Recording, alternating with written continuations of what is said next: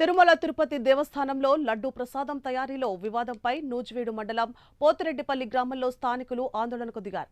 ఈ సందర్భంగా గ్రామంలోని రామాలయం వద్ద స్థానికులు లడ్డూ వ్యవహారంలో విచారణ జరిపించాలని ప్లకార్డులతో నిరసన ప్రదర్శన చేశారు. లడ్డూ తయారీ వివాదంలో దోషులను కఠినంగా శిక్షించాలని నినాదాలు చేశారు.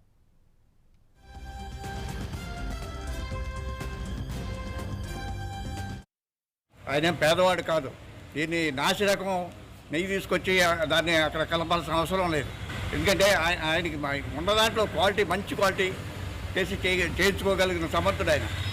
ఈ జగను పాదయాత్రలో కూడా అక్కడ తిరుపతి దేవస్థానానికి జనంతో వెళ్ళి చెప్పులతో జై జగన్ జై జగన్ అని అక్కడ కొట్టించాడు. అట్లాగే అన్ని మతస్థులు అక్కడ రిజిస్టర్లో సంతకం పెట్టాలి. ఇతను సంతకం కూడా పెట్టాల 2 సార్లు. ఇతను వచ్చినాక అక్కడ దోపిడీ జరుగుతుంది. కాబట్టి వీళ్ళని కఠినంగా శిక్షించాలి. హిందూ ధర్మాన్ని మనం కాపాడుకోవాలి.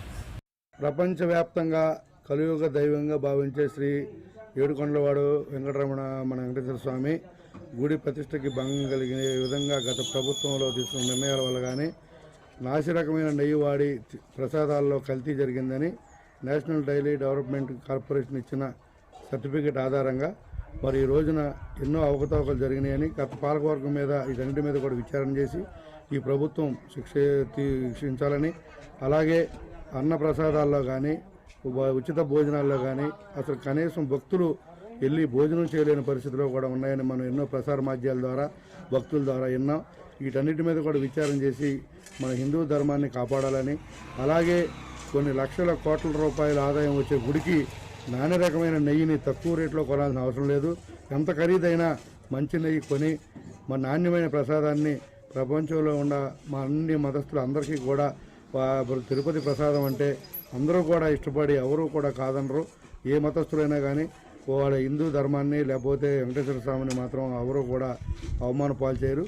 మరి గత 5 ఏళ్లు పరిపాలన చేసిన జగన్మోహన్ రెడ్డి గారు వారు తీసుకున్న నిర్ణయాలకి అన్ని మతస్థులందరూ కూడా అక్కడ చేరి తిరుపతి ప్రతిష్టకి భంగం కలిగే విధంగా చేసిన కార్యక్రమం అన్నిటికీ కూడా స్వస్తి పలికి ఈ ప్రభుత్వం మంచి నిర్ణయం తీసుకుని గతంలో జరిగిన అవకతవకలన్నిటి మీద కూడా విచారణ చేసి అందరినీ కూడా శిక్షించాలని కోరుకుంటున్నాం.